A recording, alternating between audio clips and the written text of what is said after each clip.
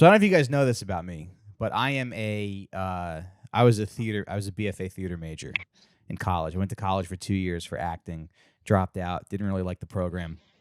But I was reminded of this guy.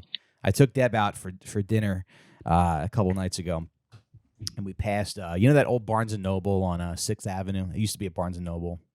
It's a big Barnes and Noble on 6th Avenue in like Greenwich Village. Yeah. Anyway, who cares? You guys all live in rural Pennsylvania and you fuck your cousins. But so there was a guy that I took a college. So we took this class in college. It was like my freshman year of college. It was like Introduction to Theater or something. So there's 3 characters in this story that I want to open with. So the first character is this guy Tom. He worked at that Barnes and Noble. I saw him working there like years later, after college. He was a very like artsy kid. He was a black guy. He would wear like pink like ribbons in his hair. Right, so he would come to class in brightly colored vet. He looked like an art student kind of. So he's the first character. Second character was this nerdy guy named Joe Christensen, who I'm pretty sure he wore jeans with elastic on them. Like, you know that, like when you would wear like elastic jeans when you were in like 2nd grade. Right. That's actually, here's some life advice for Benjamin. A guy told me that if you wear like those kind of sweatpants, and then you can go to the strip club and get a lap dance for $20 and you'll come immediately. Like, a guy at Whole Foods.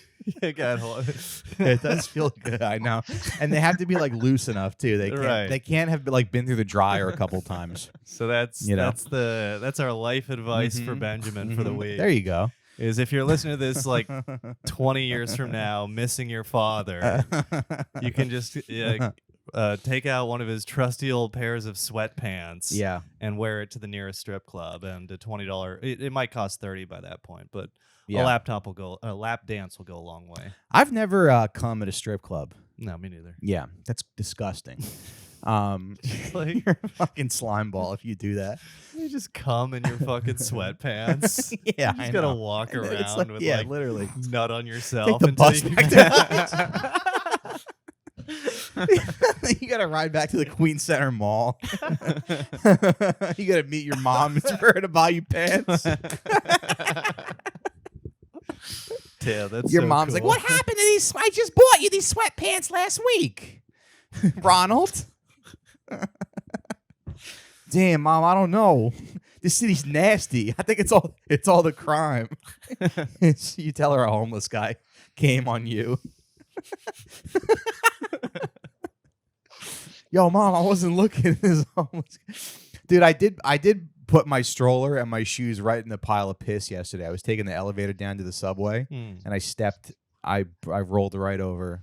Like, I just sat in somebody's piss for a little bit. Yeah, like every greatest city in the world. Every New York elevator in the subway just has piss. Yeah. Like a puddle of piss somewhere. I know, and I can carry the stroller, but I don't want to. Yeah. Yeah.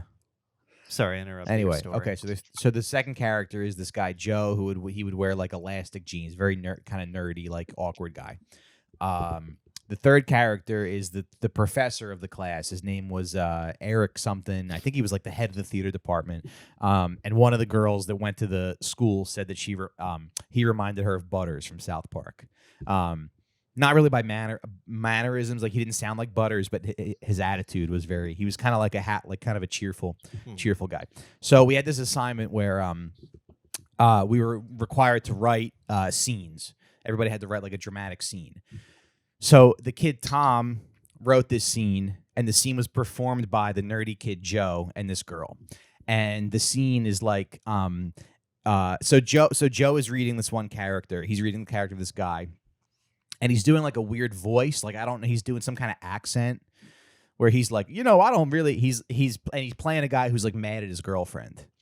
So he's like, I don't understand. You're never around and blah, blah, blah. And the guy in the scene is mad at his girlfriend because she's never around and she spends too much time with her female friend. Then he presses her for a little bit and he's like, if I wasn't, and I'm thinking like, what's this guy doing with his voice? Is he like Cajun or something? So then in the scene, he presses the girlfriend and the girlfriend is like, yes, we are having an affair. She's my girlfriend, and she understands me, and when she goes down on me, I something I remember her saying, like, when she goes down on me, I'm like, this guy just like wrote like a porn, you know.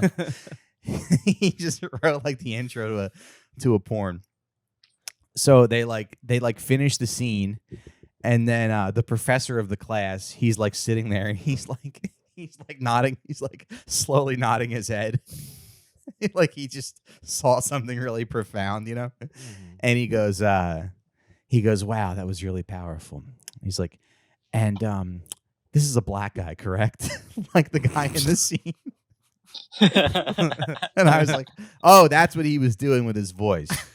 He was doing this nerdy like white dude that wore elastic jeans was like, oh, you need to come home late at night. And I didn't pick up on it, but the teacher did. He goes, this is a black guy, correct?